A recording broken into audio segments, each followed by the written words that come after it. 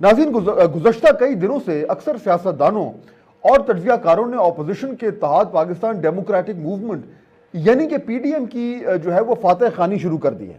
اور ایک عام تاثر یہ بن رہا ہے کہ جو اندرونی اختلافات ہیں ان کی وجہ سے اور مختلف حکمت عملی کی وجہ سے اور شاید الگ الگ سیاسی مفادات کی وجہ سے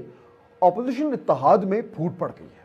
اور جلد ہی یہ اتحاد اور اس کا بیانیہ جو ہے وہ دفن ہو جائے گا۔ اگر حکومتی ترجمانوں کو سنیں اور کچھ کو دیکھیں تو لگتا گویا یوں ہے جیسے کہ میں نے کل بھی کہا تھا کہ کہیں یہ دلی فتح کر کے آئے، مگر ناظرین معاملات اتنے سادہ نہیں ہیں۔ سادہ دکھائی دیتے ہیں مگر اصل میں اندر کھاتے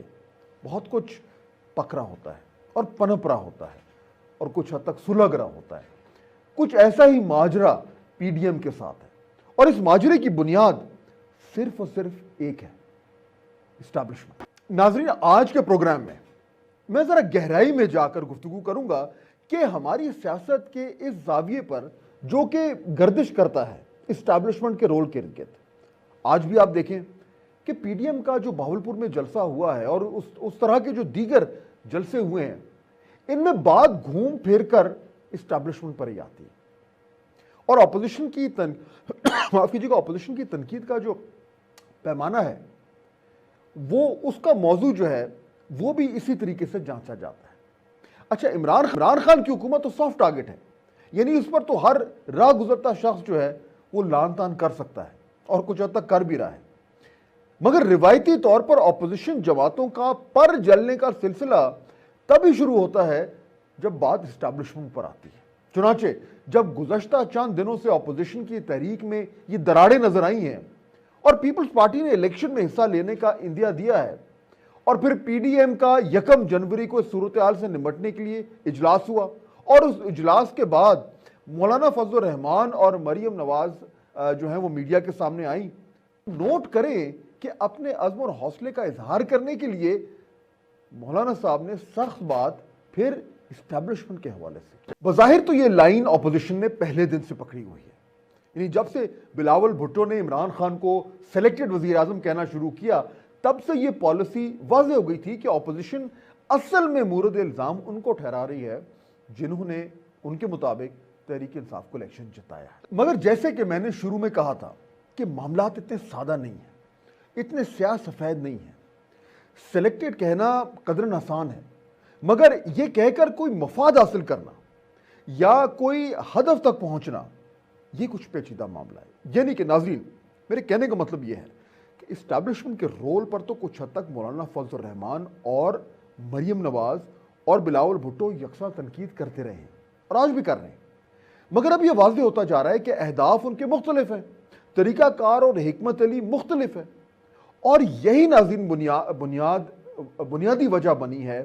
اس وقت اندرونی اختلافات کی۔ در حقیقت مسلم لیگ نون اور پیپلز پارٹی میں پی ڈی ایم کے پلیٹ فارم پر پہلے اجلاس میں ہی کچھ گڑبڑ ہو گئی تھی، جب میاں نواز شریف صاحب نے چپ کا روزہ توڑا تھا، آپ کو یاد ہوگا، ایک عرصے دراز کے بعد، اور لندن سے ویڈیو لنک پر تقریر کی تھی، اور اس تقریر میں انہوں نے اپنا مرکزی ہدف عمران خان کو نہیں اسٹیبلشمنٹ کو بنایا تھا۔ پی ڈی ایم کے ذرائع اب اس بات کی تصدیق کرتے ہیں اور بار بار کرتے ہیں کہ اس وقت کسی کو خبر نہ تھی کہ نواز شریف جو ہیں وہ اس طریقے سے اپنی لفظی توپوں کو جو دہانے ہیں وہ براہ راست اسٹیبلشمنٹ کی طرف کرنے جا رہے ہیں، اور یہ کہ وہ اتنا سخت لب و لہجہ جو ہے وہ استعمال کریں گے اور اسٹیبلشمنٹ پر چڑھ دوڑیں گے۔ ناظرین، وہ دن ہے اور آج کا دن ہے، یہ دراڑ نون لیگ اور پیپلز پارٹی کے درمیان کم نہ ہو سکی۔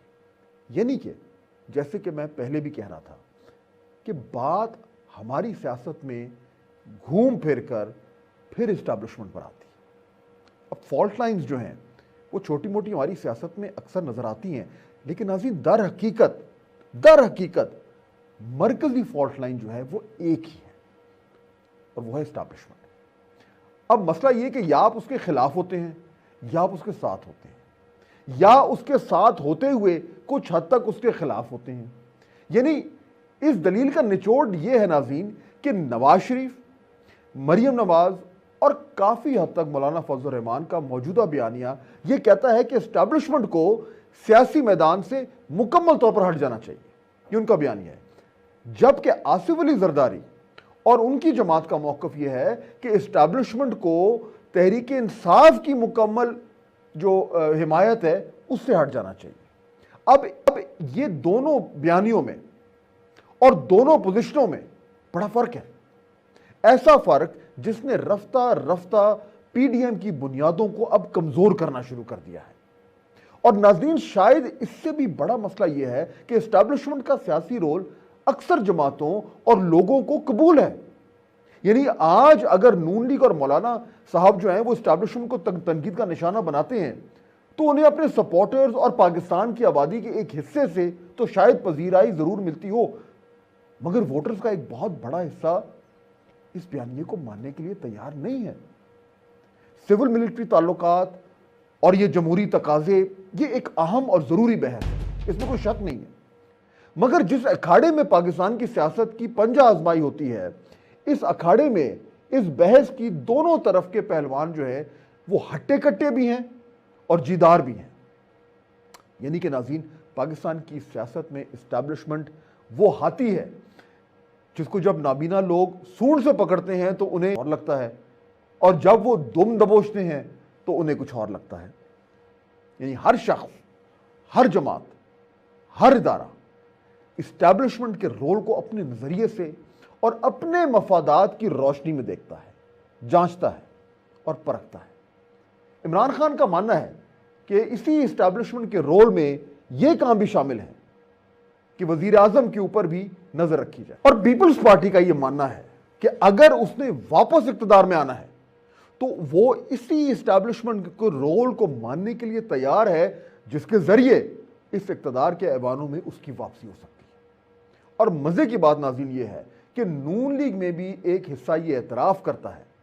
کہ اگر پاکستانی سیاست کو بند گلی سے نکالنا ہے، اگر پاکستانی سیاست کو اس بند گلی سے نکالنا ہے جہاں پہ وہ اس وقت شاید پھنسی ہوئی ہے، تو بالآخر نون لیگ کو بھی اسٹیبلشمنٹ کے اس رول کو ماننا پڑے گا جس کے ذریعے ڈائیلاگ ہوتا ہے۔ یعنی کہ ناظرین، بات گھوم پھر کر پھر اسٹیبلشمنٹ پر ہی آتی ہے۔ چنانچہ اب کریں تو کیا کریں؟